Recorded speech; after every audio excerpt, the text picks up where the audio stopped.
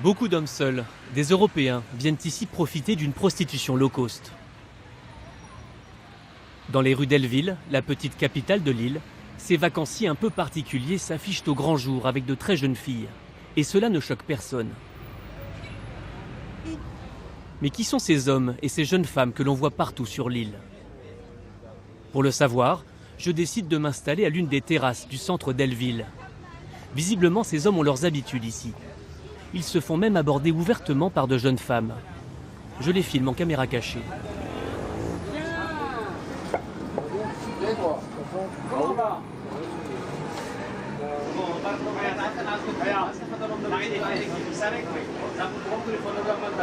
C'est pas plus court, il y a plus court. J'engage la discussion avec eux pour faire connaissance. Moi je suis résident. Moi j'ai un appartement, j'ai pris 400 € le mois. Et en tout, je dépense 600 € avec les logements. Moi j'ai calculé en France et ici, je dépense la moitié que je dépensais en France. En France, je dépensais peut-être 12 000 € dans l'année. Ici, je dépense 5 6 000.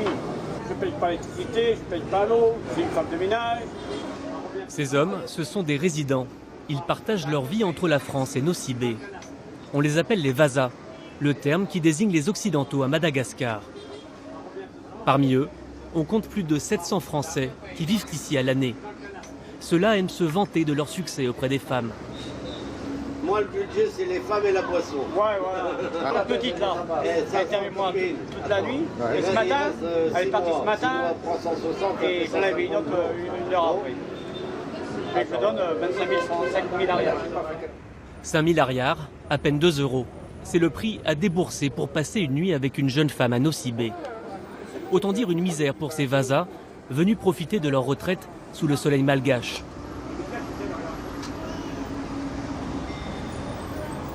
Cette adolescente qui vient les saluer a passé la nuit avec l'un d'entre eux. Elle s'appelle Jessica, elle a 15 ans, c'est l'une des nombreuses prostituées de l'île.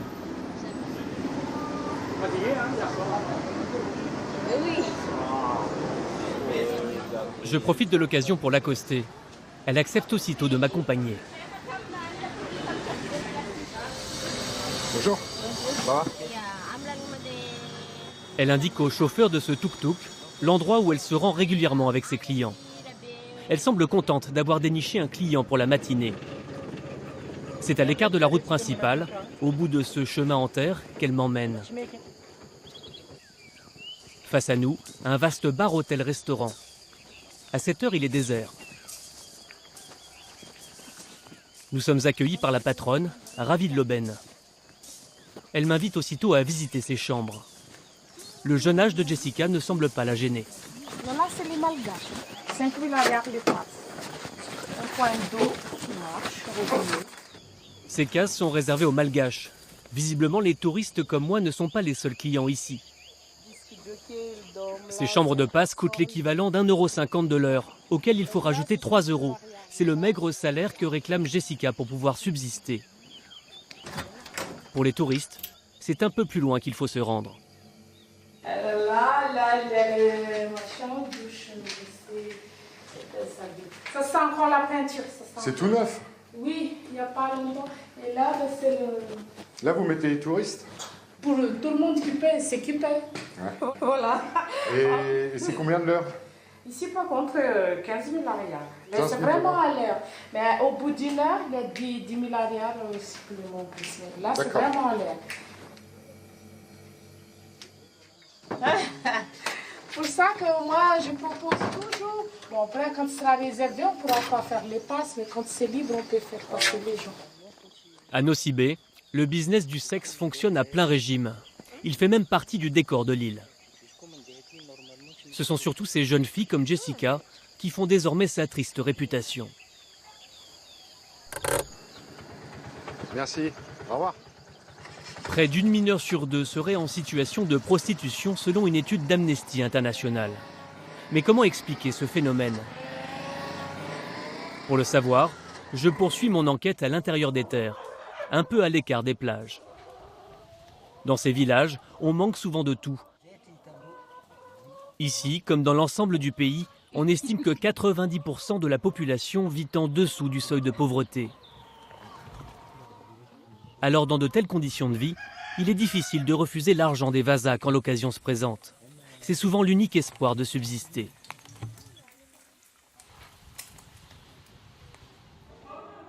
Sylvia avait 15 ans quand elle a eu son premier rapport sexuel.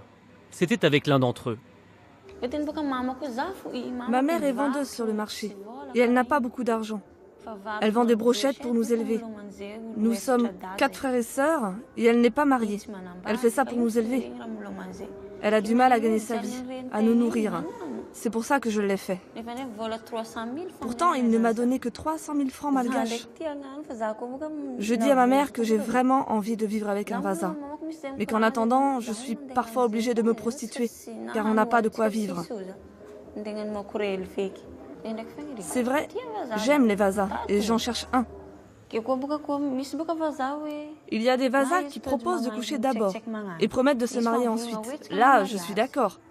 Mais d'autres me proposent de coucher, uniquement pour de l'argent. Alors là, je ne suis pas du tout d'accord, ça ne m'intéresse vraiment pas.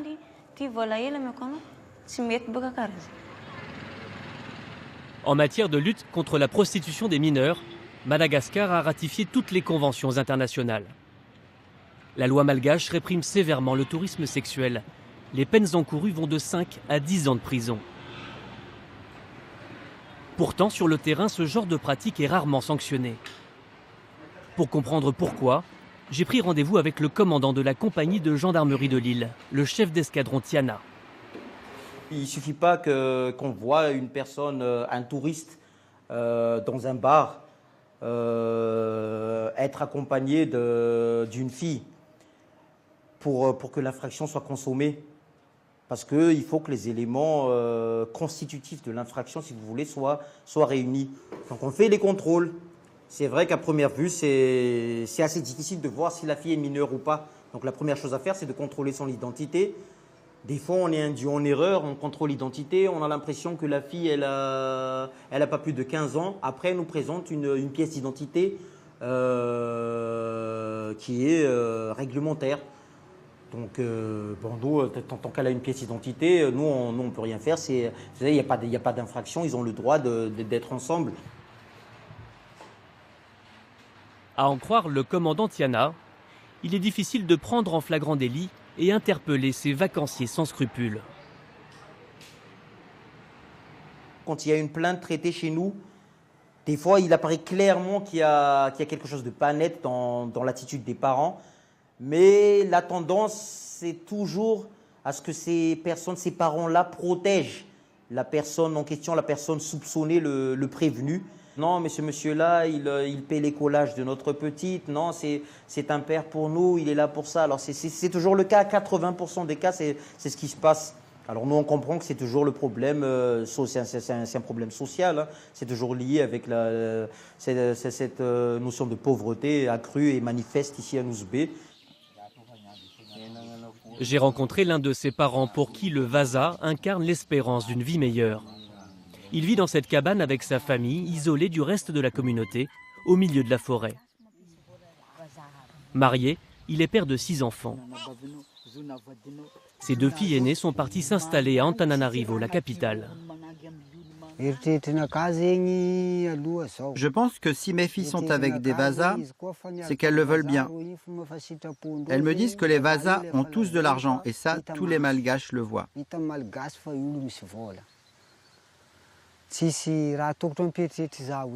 Je n'ai pas de souci à me faire, car je sais que chaque fois que je demande quelque chose, quand j'ai des problèmes, mes filles me dépannent toujours.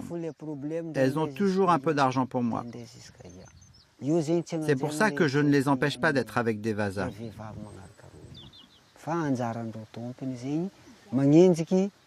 De toute façon, c'est à elles de décider de leur avenir. Je n'y peux rien, c'est comme ça.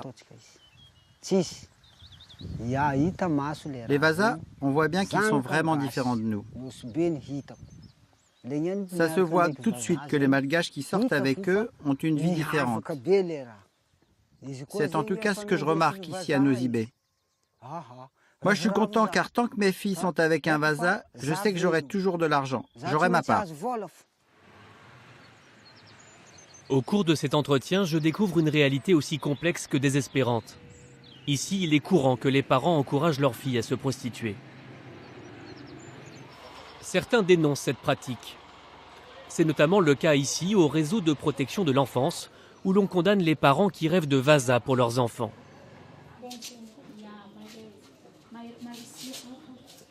Chaque jour, les adhérents de cet organisme, justement chargé de protéger les mineurs contre la maltraitance et l'exploitation sexuelle, effectuent du porte-à-porte pour sensibiliser les habitants et détourner les plus jeunes de la prostitution. Marie-Louise est l'une d'entre elles. Institutrice, elle n'accepte pas que cette pratique soit devenue banale et largement tolérée. Moi, je ne suis pas contente. Je ne suis pas non plus en colère, mais je trouve cela vraiment très triste et honteux. Pour moi, même si nous sommes pauvres, c'est une honte pour les Malgaches d'être utilisés comme des objets. On perd tous nos droits en tant qu'êtres humains. Concernant les jeunes filles, maintenant elles se poussent même entre elles à trouver un vasa pour se faire remarquer. Elles se disent, comment ça se fait que toi tu n'as pas encore eu de vasa? Tu as vu celle-là? Elle sort avec un vasa. Et maintenant elle roule en moto, elle roule en quad. Maintenant, les gamines ne sont plus intéressées du tout par l'école. Elles sont même en train de sombrer car elles font tout pour être avec un vasa.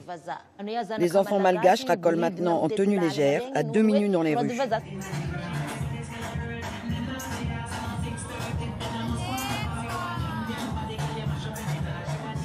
Le soir, c'est dans ce genre de bar branché d'Ambatoulouk que l'on retrouve ces jeunes femmes. C'est l'endroit incontournable des nuits chaudes de Nosy Be. Un lieu qui n'a rien à envier à la Thaïlande en matière de tourisme sexuel. On y voit des hommes seuls, des résidents ou des touristes attirés par la réputation de l'île aux parfums. D'après l'Office national du tourisme, un voyageur sur 4 se rend seul à Nosy Be. La nuit, beaucoup sont entourés de ces jolies adolescentes. Entre l'obsession des jeunes à trouver un vasa et les amateurs de sexe tarifé, j'ai le sentiment que ce commerce n'est pas près de prendre fin. Pourtant, cette notoriété sulfureuse de l'île commence à faire tache. Elle rejaillit même sur toute l'industrie touristique du pays, un secteur vital pour l'économie de Madagascar. Alors, à l'Office du tourisme, on a décidé de réagir.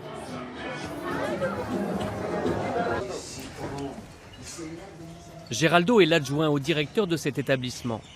Un enfant du pays, bien déterminé à modifier l'image de son île. Ce matin, il m'emmène à un rendez-vous qu'il a avec une hôtelière. Il doit discuter d'un nouveau code de conduite.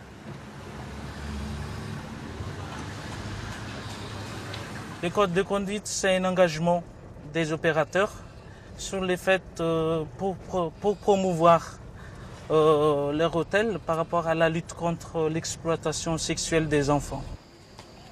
Les professionnels qui le ratifient s'engagent à développer un tourisme respectueux des droits des enfants. Alors, vu que vous êtes parmi les signataires du code de conduite, et je suis venu ici pour voir sur ce qui a été mis en place.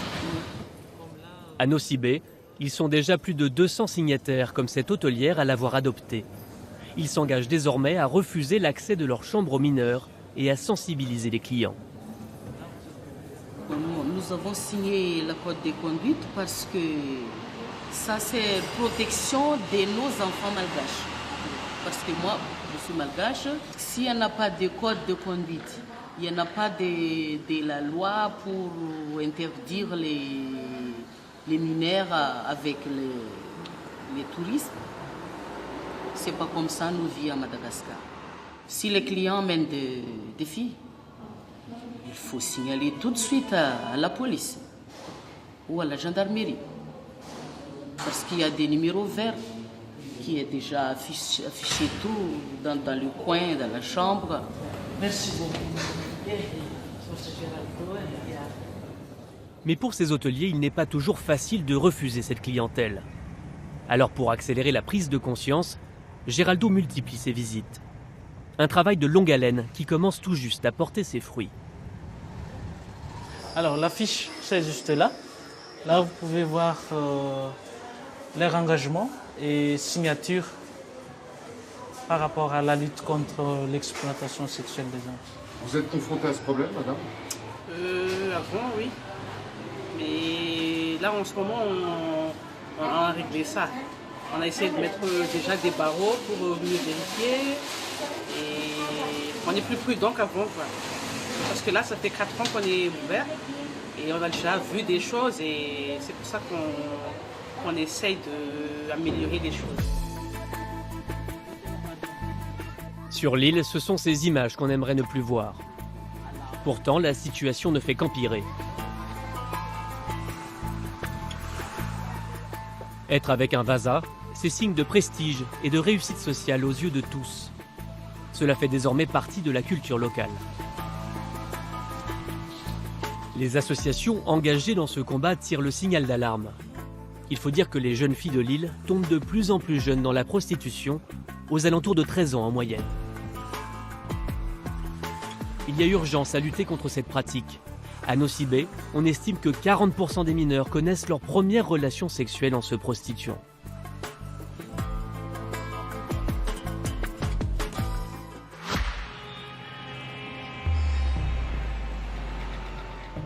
Malheureusement, la situation de Nosy Be est loin d'être un cas isolé. Je poursuis mon enquête à Antananarivo, la capitale malgache, située dans le centre du pays, 900 km plus au sud. Une ville de plus de 2 millions d'habitants dévorée par la pauvreté, où la prostitution s'est infiltrée partout. Je vais découvrir une réalité effarante, où toutes les couches de la population sont atteintes par ce fléau. Il touche particulièrement les enfants, une population extrêmement vulnérable. Pour le vérifier, je me rends dans les bas quartiers de la ville, à Amboui-Manarine exactement. Un des innombrables quartiers insalubres de Tana, comme on appelle ici la capitale.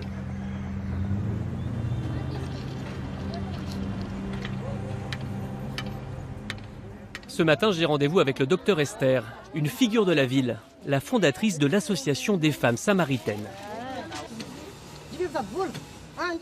Accompagnée de ses bénévoles, cela fait 30 ans qu'elle lutte contre la propagation du VIH chez les prostituées. Elle nous présente ces jeunes filles qu'elle connaît bien. Elle a 16 ans. Dans ce quartier, je découvre que la majorité des prostituées sont des adolescentes. À l'âge de 15 ans, elle a déjà mis au monde un enfant. Là, ça va.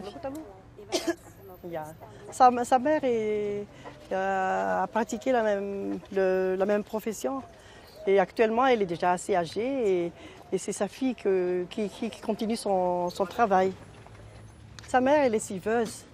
Et elle aide sa mère à nourrir les 6 enfants. Elle est orpheline de mère. Et son père s'est marié avec une autre personne. Et elle fait la prostitution pour se nourrir. Ces jeunes filles vivent toutes dans une extrême précarité. Dans ce quartier, se prostituer semble le seul moyen de survivre. Aujourd'hui, elles se familiarisent avec le port du préservatif. Il faut dire qu'elles sont particulièrement exposées au risque de contamination. Plus de 40 000 personnes vivent avec le sida à Madagascar.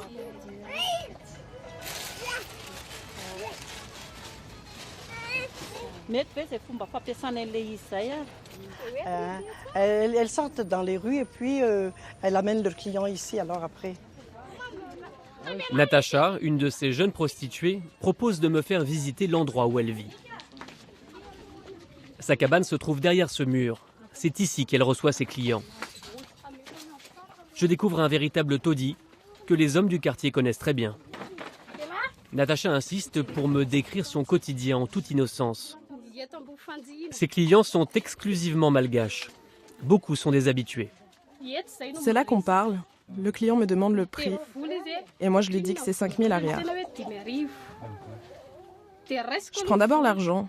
Il me dit d'enlever mon pantalon. Mais d'abord, je fais ma toilette. Elle se lave. Les détails de son récit me mettent mal à l'aise. C'est dans cet endroit effrayant qu'elle reçoit jusqu'à 4 clients par jour.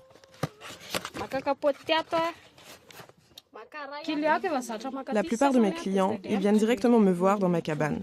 Et des fois, c'est moi qui sors. La passe est à 1 euro. Et elles sont une trentaine à se prostituer au quotidien dans cet endroit, à raison de 2 filles par cabane.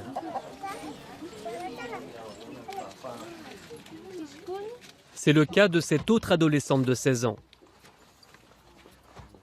Cela fait 2 ans qu'elle a établi son commerce ici avec la bénédiction de sa famille, me précise-t-elle. J'aide ma mère à subvenir aux besoins de mes frères et sœurs. J'en ai 3. Ma mère est au courant, elle accepte cette situation. Ce n'est pas elle qui m'incite à le faire. C'est moi qui ai pris cette décision. Si je trouve du travail, j'arrêterai. Mais tant que je ne trouve pas, je continue à le faire.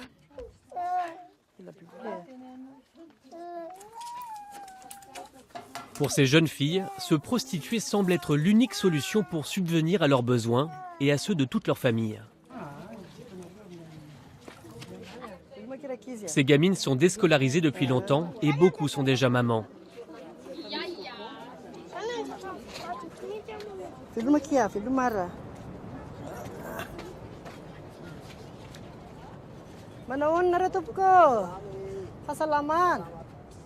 Pour le docteur Esther, cette situation est un véritable cauchemar.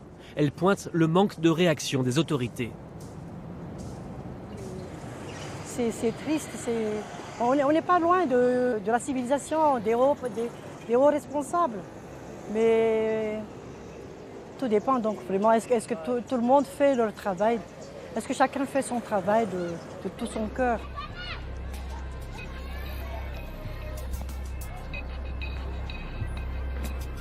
En suivant le canal, à quelques kilomètres de là, je me rends dans le quartier d'Antumadinika. Il est réputé comme l'un des plus pauvres et des plus dangereux de la capitale. Le long de ce canal aux allures d'égout à ciel ouvert, je comprends que survivre ici est un combat quotidien. J'ai rendez-vous avec Honoré. Il fait partie de l'ECPAT, un réseau associatif mondial, l'un des plus actifs en matière de lutte contre l'exploitation sexuelle des enfants.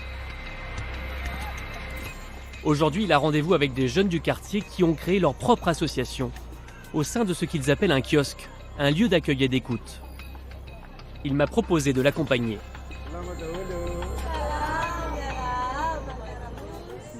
La plupart des enfants qui vivent ici, ils arrêtent souvent en classe 2, en collège, puis arrivent à aller dans les lycées. À Madagascar, un tiers des enfants en âge d'être scolarisés ne va plus à l'école. Beaucoup travaillent très tôt. Certaines de ces jeunes filles d'une dizaine d'années ne savent pas que monnayer leur corps n'est pas une activité normale. Ce que je montre maintenant, c'est l'outil de sensibilisation sur les comportements à risque. Et souvent, notre approche est basée sur l'approche participative. C'est-à-dire, nous ne donnons pas des leçons à ces enfants-là. Seulement, on expose ces dessins. Ce qu'on montre ici, c'est qu'il y a 2 facettes. Tout d'abord, la prostitution dans la rue. Et en haut, la prostitution sous forme de massage. Là-bas, ils expriment en effet que ce comportement, c'est monnayé. Et c'est pour ça qu'on l'appelle prostitution. Ils sont nous taïns.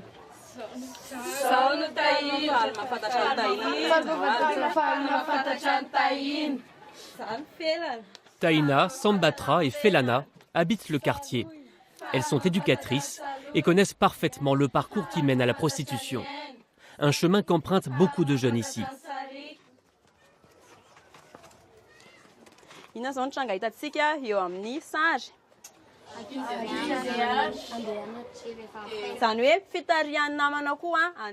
Je discute avec Taïna.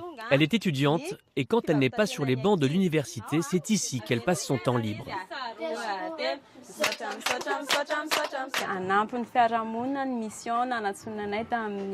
Au début, notre mission, c'était d'aider la population locale. Mais très vite, j'ai été profondément touchée de voir que certaines de mes amies étaient en grande difficulté. Je fais des études dans le domaine social, alors je me suis mise à leur service pour essayer de les aider à s'en sortir. Bien sûr, il y a beaucoup de pauvreté ici, mais il y a aussi de gros problèmes familiaux. Souvent, les parents ne s'entendent plus, ils se disputent et délaissent leurs enfants. Alors, comme l'ambiance à la maison est mauvaise, beaucoup de filles vont chercher ailleurs l'affection qu'elles n'ont pas chez elles. Et elles font des rencontres et gagnent un peu d'argent. Voilà comment ça se passe.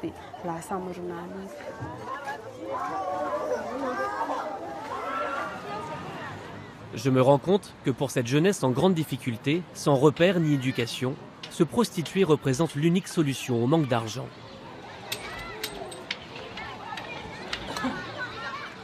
Cette opinion est profondément ancrée ici. Et je vais bientôt m'apercevoir qu'elle est partagée un peu partout dans la capitale.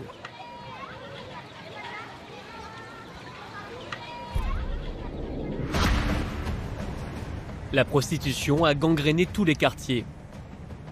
C'est le cas de 67 hectares, une cité populaire réputée comme un des principaux spots de la prostitution d'Antananarivo.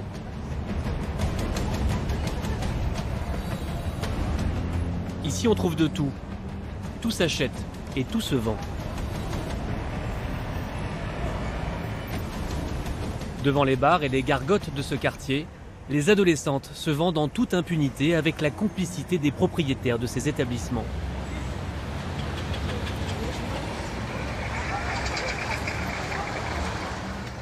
Je fais appel à un intermédiaire malgache pour mieux m'en rendre compte. Vous allez voir que ce trafic est extrêmement bien organisé.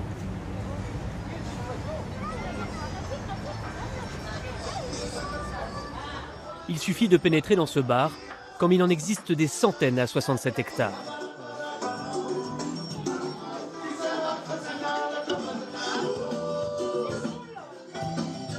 À l'intérieur, mon contact aborde cette femme en t-shirt rouge, une habituée des lieux. Excuse-moi, est-ce que c'est possible de trouver des filles très jeunes? Est-ce que tu peux m'en trouver une? Encore vierge? Non, non, une fille de 16 ans par exemple.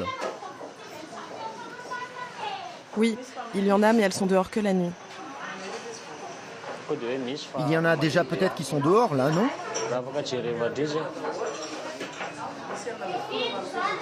Je peux t'en trouver une, mais elle a 16 ans. Tu veux plus jeune? Essaie de m'en trouver une.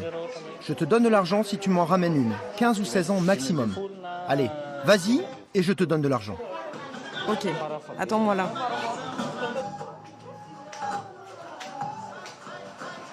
L'attente sera de courte durée. Cette jeune femme le rejoint aussitôt. Viens, viens, approche-toi. Je n'ai pas le droit d'être dans ce bar. Car si je dis mon âge, j'ai 16 ans, mais je ne dois pas le dire.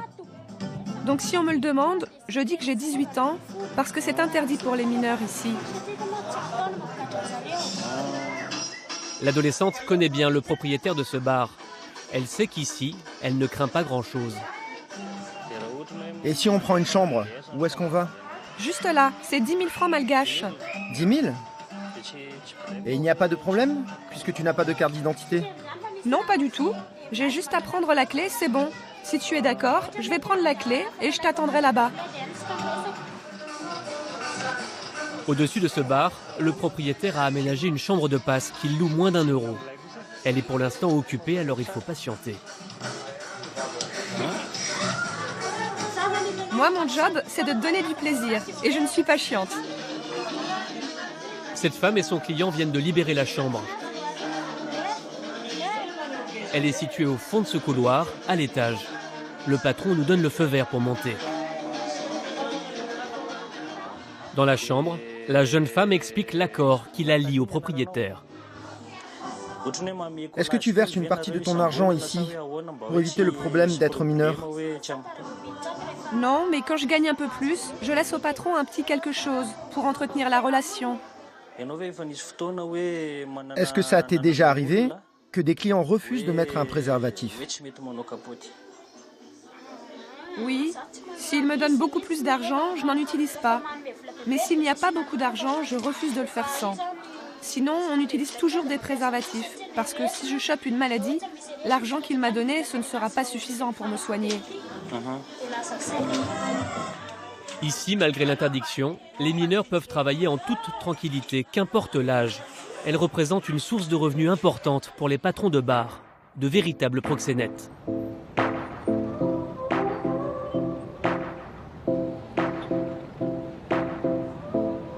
Comme je vais le découvrir, ce business très rentable aiguise les appétits et se développe dans des endroits encore plus discrets. Il s'agit des salons de massage. On en trouve partout dans la capitale.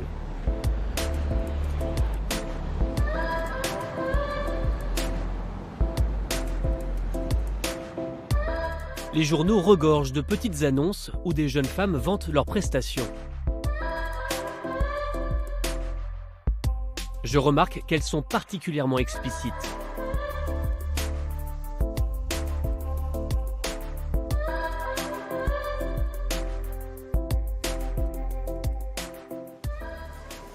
Pour les besoins de mon enquête, je décide de contacter certains de ces salons. Et pour cela, je fais à nouveau appel à mon intermédiaire. Oui, allô ? Oui, bonjour, est-ce que c'est bien Vania, s'il vous plaît ? Il se fait passer pour un touriste fraîchement débarqué dans la capitale, à la recherche de jeunes filles mineures. Vous avez toutes sortes de belles jeunes filles, c'est chez vous ou pas ?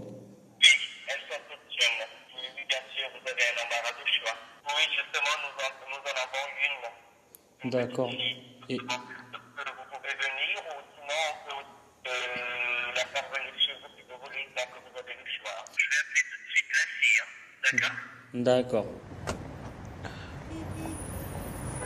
Pour découvrir la face cachée de ce business, nous avons rendez-vous dans un salon. Nous filmons en caméra cachée.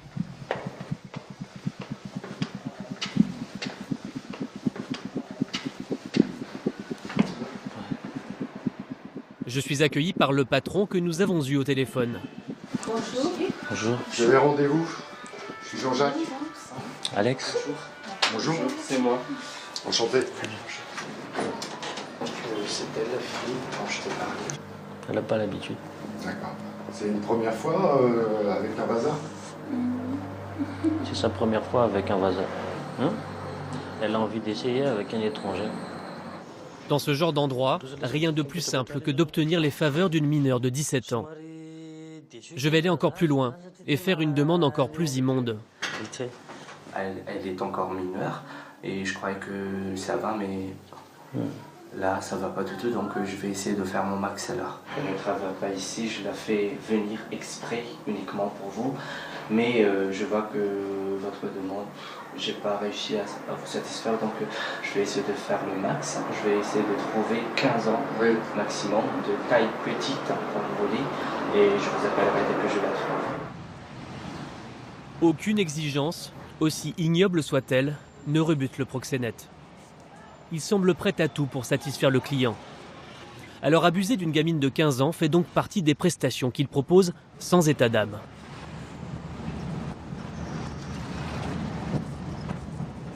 Le lendemain matin, l'homme me contacte à nouveau. Il m'annonce qu'il a trouvé la perle rare. Il invite mon intermédiaire à venir le vérifier.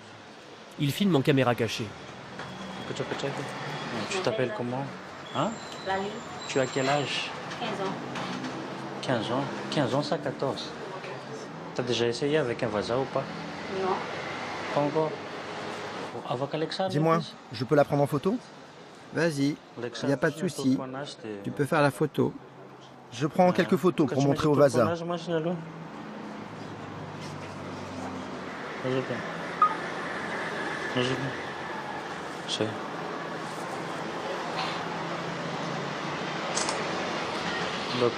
Je dois lui montrer sa tête. Je vais en faire une dernière. Lève-toi, tourne-toi. Voilà. Dans ces salons qui abritent en réalité de véritables maisons closes, il n'y a aucune limite à l'horreur. Ce jour-là, mon enquête s'arrête ici. Face à ce trafic d'êtres humains si bien rodé, je me demande ce que peuvent faire les forces de l'ordre. Pour le savoir, j'ai pris rendez-vous avec la division de protection des mineurs, une unité de gendarmerie spécialisée dans la lutte contre la prostitution des plus jeunes. La mission de ces gendarmes, c'est d'effectuer des contrôles dans les lieux soupçonnés d'accueillir des prostituées mineures. Ils acceptent que je les accompagne. On va aller dans un hôtel que l'on suspecte d'être un lieu où des enfants mineurs sont emmenés. C'est un endroit où on les soupçonne de se prostituer. C'est là l'hôtel.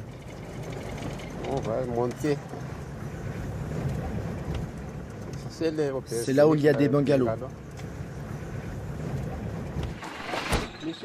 Cet hôtel est bien connu pour abriter des chambres de passe. Il est situé juste à côté d'une école. Dès leur arrivée, les gendarmes contrôlent l'identité des clients pour vérifier que tous sont bien majeurs.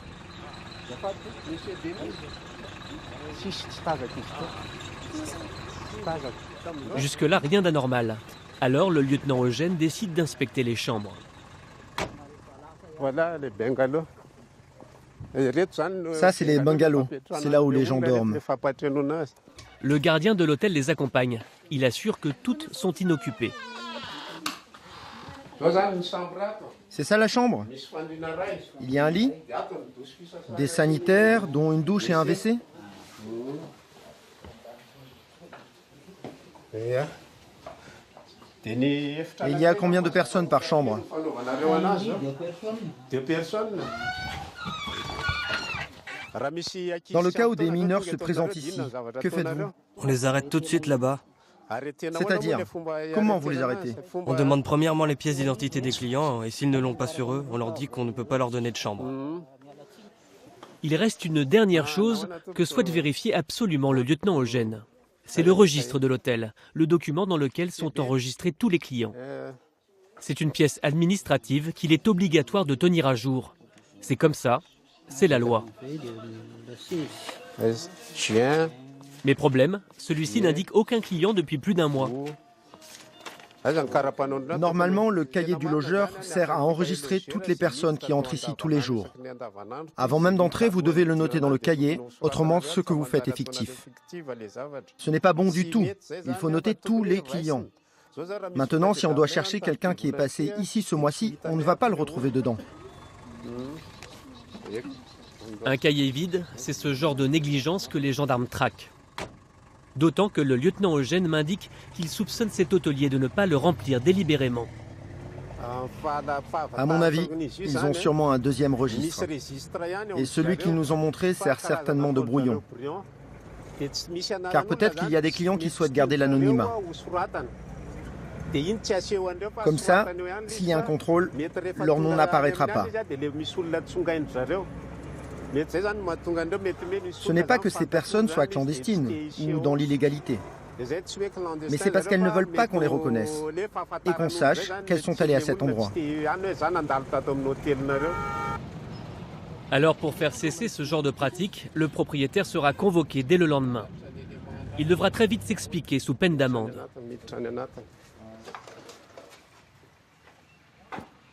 Et dans cet autre hôtel, vous allez voir que le lieutenant est confronté au même problème.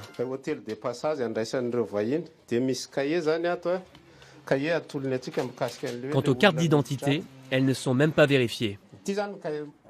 À qui demandez-vous la carte d'identité? On regarde pour les hommes et les femmes, mais on vérifie surtout pour les clients qui restent dormir la nuit entière. Pour les gens de passage, on ne vérifie pas car ils disent souvent qu'ils ont oublié leur carte d'identité. Et puis on voit bien que ce sont de grandes personnes, des adultes. Montrez-nous où sont vos chambres.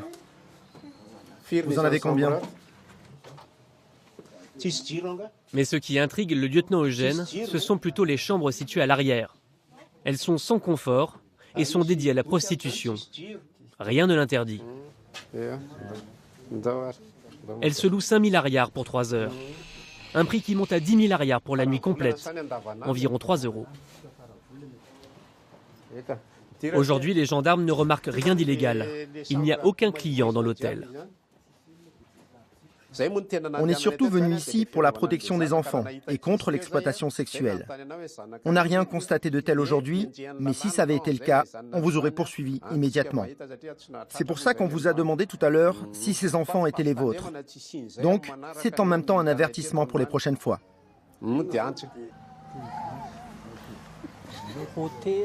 Hôtel, non problème. Non, il n'y a pas de problème. Il n'y a pas que ces hôtels de passe qui reçoivent ce genre d'avertissement. D'autres endroits sont aussi dans le collimateur de la gendarmerie. Ce sont les karaokés, des lieux prisés par les mineurs. Ils viennent y faire la fête et consommer des boissons alcoolisées. Mais la vente d'alcool à des mineurs est interdite. C'est ce qu'explique le lieutenant Eugène au gérant de l'établissement, qui visiblement l'ignorait. Et si jamais le cas se présente et qu'on nous attrape, qu'est-ce qu'on risque ? Vous risquez d'être puni par la loi, car vous apprenez les mauvaises manières aux enfants. D'après le code pénal, c'est une forme de maltraitance. Ça peut conduire l'enfant à faire des choses qui ne sont pas de son âge. En voyant des gens qui s'embrassent, par exemple, il voudra faire la même chose. Occuper le terrain, se montrer et interpeller ce qu'on appelle les consommateurs de mineurs, c'est la mission de ces hommes. Un véritable travail de fourmi, une tâche énorme.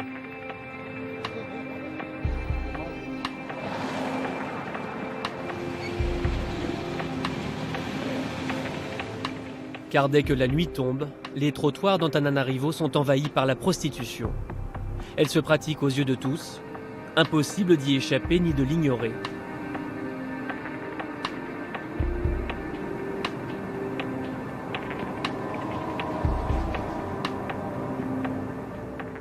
En circulant dans le centre-ville, elle saute aux yeux. À 2 pas de l'hôtel de ville, par exemple, des dizaines d'adolescentes se donnent rendez-vous ici pour passer leur soirée ensemble et surtout attendre le client. Mais les policiers manquent de moyens pour éradiquer cette prostitution de rue. Aucune condamnation n'a été prononcée ces dernières années à Antananarivo.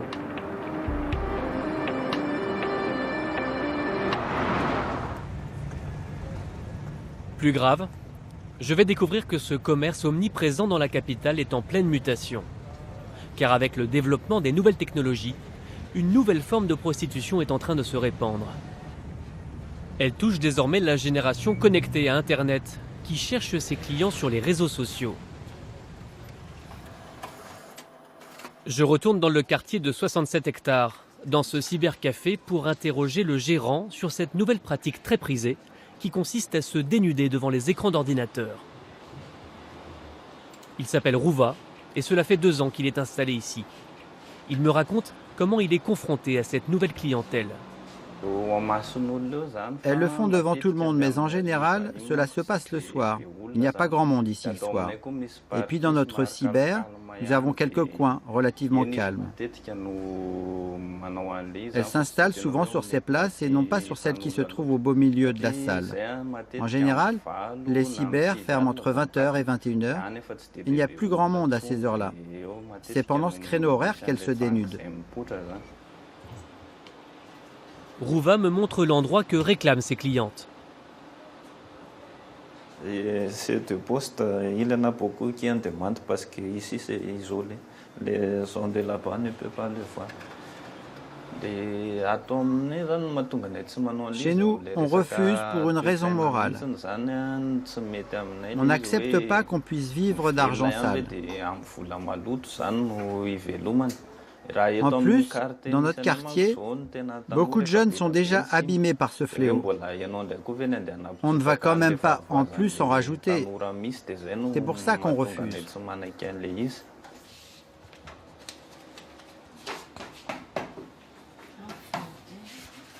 Pour ce gérant qui refuse cette clientèle, combien préfèrent fermer les yeux sur ce genre de pratique ? J'ai rencontré l'une de ces jeunes filles qui contactent des hommes via Facebook.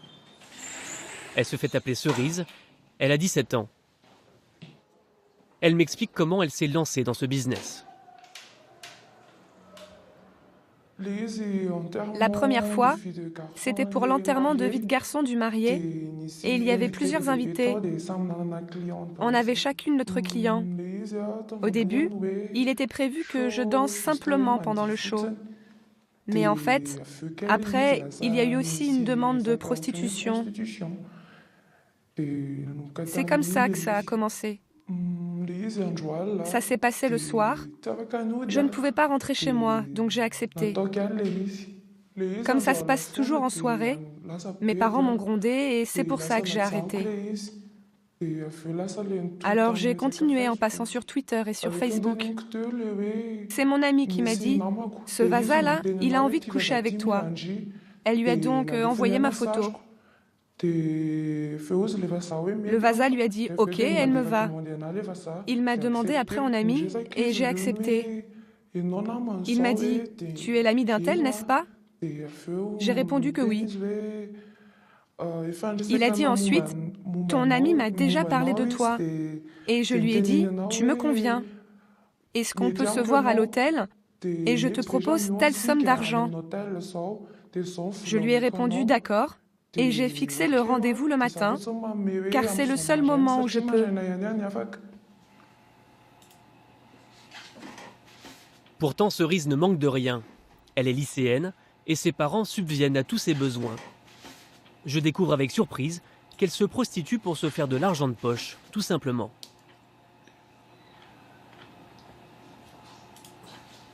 Il n'y a pas vraiment de fréquence journalière ou mensuelle. C'est seulement quand je n'ai pas d'argent que j'accepte de faire ça, pour acheter des fringues par exemple, des trucs comme ça. J'ai envie d'être comme les jeunes de mon âge, c'est pour ça que je fais ça. Ses clients sont souvent aisés. Ils paient entre 100 000 et 200 000 arrière la passe. Une somme énorme ici, entre 30 et 70 euros.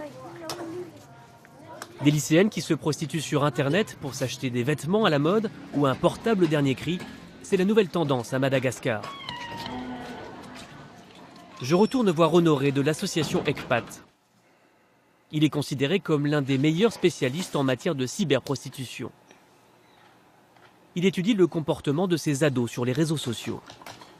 Voilà ce qu'on trouve dans les réseaux sociaux, notamment Facebook. Et là, nous sommes sur une page qui montre un groupe fermé. Le titre, c'est Sip Sibandi Tia Mili. Traduction, c'est filles et garçons qui aiment baiser. Et là-dedans, il y a 3450 membres. Ce qui caractérise la prostitution des mineurs qui utilisent Internet en Antananarivo, c'est qu'ils mettent des faux profils pour éviter que quelqu'un les découvre et aussi pour garder leur image en tant que lycéen, modèle. Par contre, dans les messages privés, c'est à travers cela qu'ils envoient leurs vraies photos. Aujourd'hui, le cybersexe fait partie de l'univers de ces jeunes filles. Elles n'ont pas toujours conscience que cela relève de la prostitution. Pour se démarquer à la prostitution de rue, ils adoptent d'autres comportements qui se résument à la luxurie. Téléphone, entrer dans des hôtels, manger dans un restaurant assez chic. Et tout cela pour manifester à tout le monde qu'ils ne sont pas n'importe qui, même s'ils effectuent cette activité-là. Ces adolescentes qui aspirent à vivre et à consommer comme tous les jeunes du monde entier sont prêtes à tout pour profiter des plaisirs qu'offre la capitale. Dans ce pays, où le salaire moyen est d'à peine 40 € par mois, vendre son corps via Internet est l'un des moyens les plus simples et discrets pour y parvenir.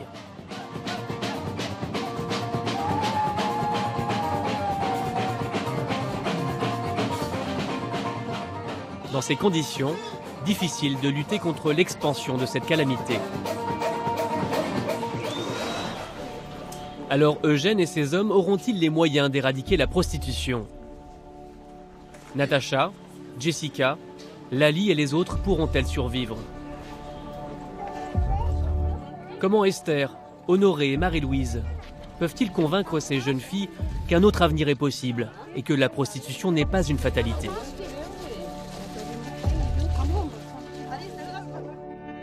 Il est urgent d'agir car dans ce pays, l'un des plus pauvres du monde, où la moitié de la population a moins de 18 ans, Les prédateurs du sexe sont prêts à tout.